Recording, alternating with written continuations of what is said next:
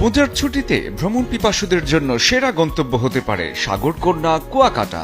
একসাথে সূর্যোদয় আর সূর্যাস্ত দেখার সেই জাদুকরী সমুদ্র তট। ঢাকা থেকে কুয়াকাটা যেতে পারেন দুইভাবে, বাসে গাবতলী বা সায়দাবাদ থেকে ভাড়া 1200 থেকে 1800 টাকা, আর লঞ্চে সদরঘাট থেকে কলাপাড়া পর্যন্ত জনপ্রতি 1000 থেকে 2000 টাকা। তারপর সেখান থেকে লোকাল বাস বা অটোরিকশায় কুয়াকাটা পৌঁছানো যায়। কুয়াকাটায় রাতের থাকার জন্য আছে অসংখ্য হোটেল আর রিসোর্ট। মাঝারি মানের হোটেলে ডাবল রুম 1500 থেকে 2500 টাকার মধ্যে। একটু প্রিমিয়াম চাইলে 3 থেকে 5000 টাকায় দারুণ সি ভিউ রুম পাওয়া যায়। খাওয়ার খরচও তুলনামূলকভাবে সাশ্রয়ী।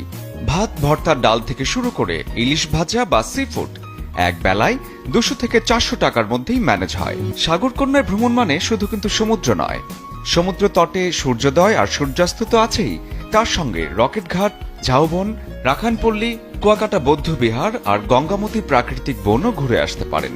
চাইলে ঘোড়ায় চড়ার মজাও নিতে পারবেন সৈকতে। ঢাকা থেকে যাওয়া আসা বাস বা লঞ্চে ধরুন 2000 থেকে 3500 টাকা। 2 রাত হোটেলে গড়ে 3000 থেকে 5000 টাকা। খাওয়া দাওয়া প্রতিদিন 800 থেকে 1000 টাকা।